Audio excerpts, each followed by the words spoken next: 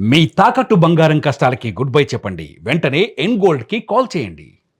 ఈరోజు నేను ఫైల్ చేసిన కేసు తాలూకా వివరణ, ఎందుకంటే విశాఖపట్నంలో ఉన్న పర్యావరణం గురించి, ముఖ్యంగా కంబాలకొండ చుట్టూ జరపతలబెట్టిన డేటా సెంటర్స్ గురించి కోర్టులో ఏం జరిగిందో మీకు చెప్పాలనే ఉద్దేశంతో ఈ మీడియా సమావేశం ఏర్పాటు చేయడం జరిగింది. మీ అందరికీ తెలుసు, బిల్ నెంబర్ 137 ఆఫ్ 2026 నేను ఫైల్ చేయడం జరిగింది ఒక నెల రోజుల క్రితం. ఆ తర్వాత అందరికీ నోటీసులు ఇచ్చారు, అంటే అధికారులందరికీ. అలాగే అధికారులతో పాటు బుడసర్లో రిజర్వాయర్, ఎందుకంటే మన రిజర్వాయర్ పక్కనే ఉంది కాబట్టి సింహాచలం ఏరియాలో కడుతున్న డేటా సెంటర్ కూడా నోటీస్ ఇవ్వడం జరిగింది. ముఖ్యంగా నేను అడుగుతున్నది ఏంటంటే, దేశంలో ఉన్న మన పర్యావరణ చట్టాలని ఫాలో అవుతున్నారా లేదా అన్నది ఉద్దేశమే తప్ప వేరే ఆలోచన ఏం లేదు. దేశంలో ఉన్న పర్యావరణ చట్టాలని ఫాలో అవ్వమని అడుగుతున్నాం. అలాగే వైల్డ్ లైఫ్ యాక్ట్ని, ఎందుకంటే కంబాలకొండ దగ్గర ఉన్న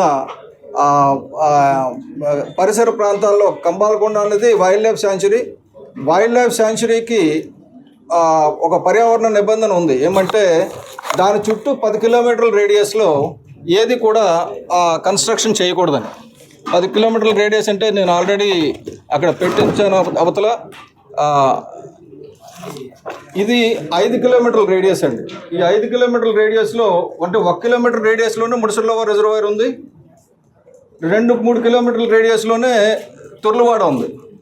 సో ఈ 2 డేటా సెంటర్స్ కూడా 5 కిలోమీటర్ల లోపల వచ్చాయి. బేసిక్ ఏంటంటే, ఇలాగ 10 కిలోమీటర్ల వరకు మీరు చూసినట్టయితే ఇది సింహాచలం కొండ, ఇలాగ పచ్చటి కొండలన్నీ ఉన్నాయి కదా. ఈ పర్యావరణం నిలబడాలంటే మనకి ఈ గ్రీన్ ఏరియా అంతా కూడా కంబాలకొండ అండి. కంబాలకొండ చుట్టూ ఒక 1 కిలోమీటర్ అయితే నో కన్స్ట్రక్షన్ జోన్ కింద ఉంటుంది. 10 కిలోమీటర్స్ వరకు ఏంటంటే ఇండస్ట్రీస్ రాకూడదు. మేజర్ ఇండస్ట్రీస్ ఏవి ఆ పర్యావరణం, అంటే ఈ వైల్డ్ లైఫ్ యాక్ట్ దీని ప్రకారంగా, చట్టం ప్రకారంగా రాకూడదు. కానీ వస్తున్నాయి. ఎలాగ వస్తున్నాయంటే మనం చూస్తే, ఇప్పుడు ఇది జనవరి 2026 అండి ఈ సంవత్సరం. ఇది చూస్తే ఇక్కడికి జూన్కి వచ్చేసరికి ఇలాగ అయిపోయింది. మనం ఇదివరకు రిషికొండ విషయంలో పెద్ద మాటలు మాట్లాడినా, ఇప్పుడు ప్రభుత్వంలో ఉన్న పెద్దలందరూ కూడా గుర్తించవలసింది ఏంటంటే, మనం చేస్తే మంచిది, ఇంకోళ్ళు చేస్తే తప్పు అనేది కాదు. ఎవరు చేసినా తప్పే.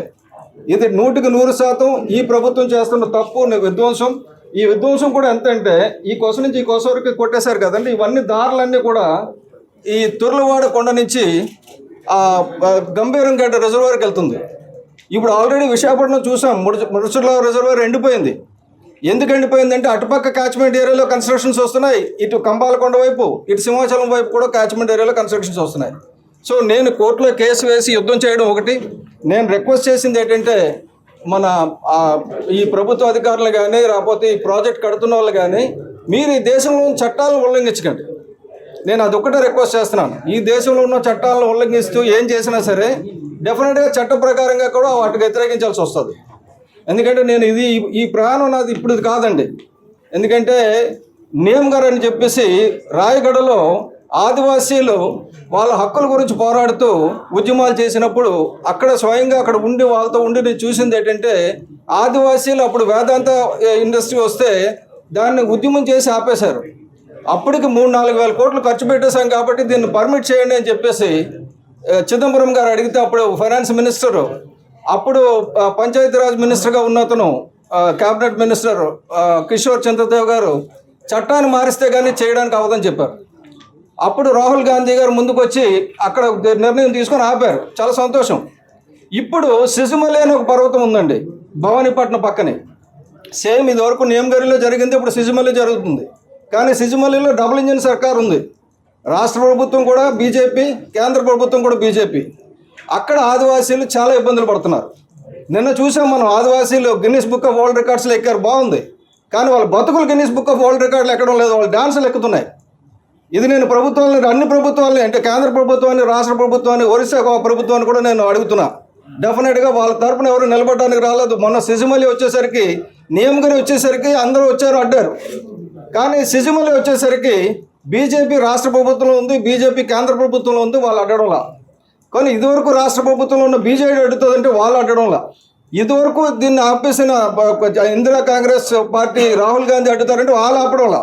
ఎందుకంటే అందరికీ కూడా ఫండ్స్ ఇస్తున్నారు వేదాంత వాళ్ళు. ఆ ఫండ్స్ ఎక్కడి నుంచి ఇస్తున్నారు? ఈ మైన్స్ తవ్వే ఇస్తున్నారు. ఆ మైన్స్ ఇప్పుడు పిఎం ఖనిజ క్షేత్ర కళ్యాణ్ యోజన అని ఒకటి ఉంది. ఆ పిఎం ఖనిజ క్షేత్ర కళ్యాణ్ యోజన అంటే గిరిజన కళ్యాణం కాదండి, మైనింగ్ మాఫియా కళ్యాణం.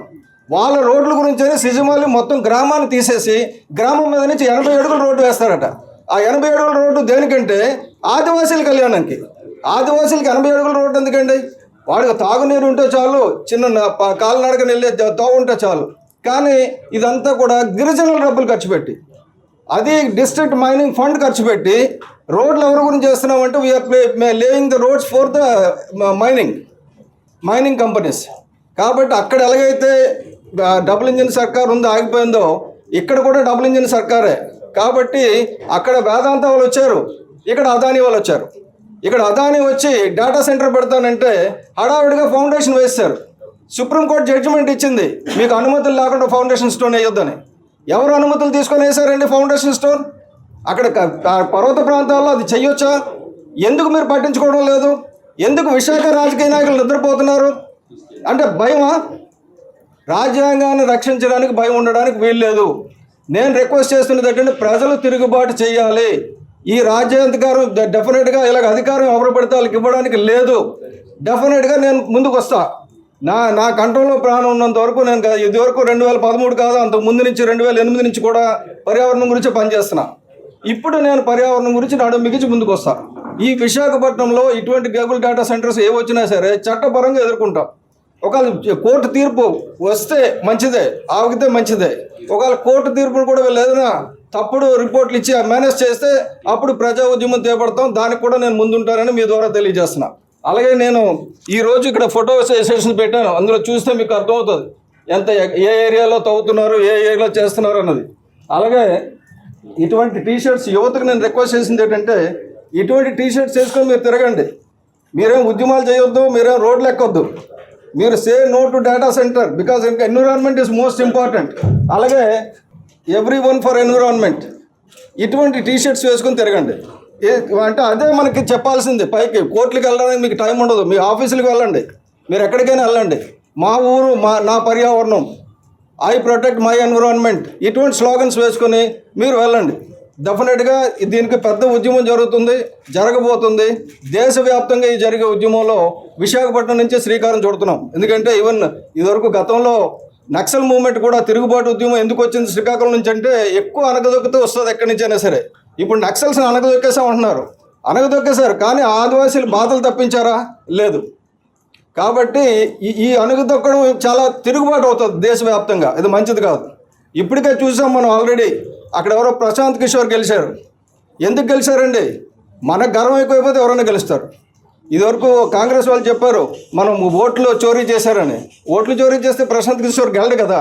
కాబట్టి ఒకటి, ఎవరిని అధికారంలో పెట్టాలన్నా ఎవరిని అధికారంలో తీయాలన్నా ప్రభువులు ప్రజలు ఇది గుర్తుంచుకోవాలి. ముఖ్యంగా యువత దీని గురించి ముందుకు రావాలని చెప్పి అందరినీ రిక్వెస్ట్ చేస్తూ, ఎట్ ద సేమ్ టైం నేను చెప్పేది ఏంటంటే, నేను కోర్టు ఏది తీర్పిస్తే దానికి శిరస వహిస్తాం. కోర్టు ఆధీనంలో ఉన్నాయి డిస్ప్యూట్స్ అన్నీ. కానీ నేను రిక్వెస్ట్ చేసేది ఈ ప్రభుత్వాన్ని, ఈ తాలూకా ప్రాజెక్ట్ ప్రమోటర్స్ని ఇల్లీగల్ యాక్టివిటీస్ పాల్పడవద్దు. Thank you very much. నమస్తే.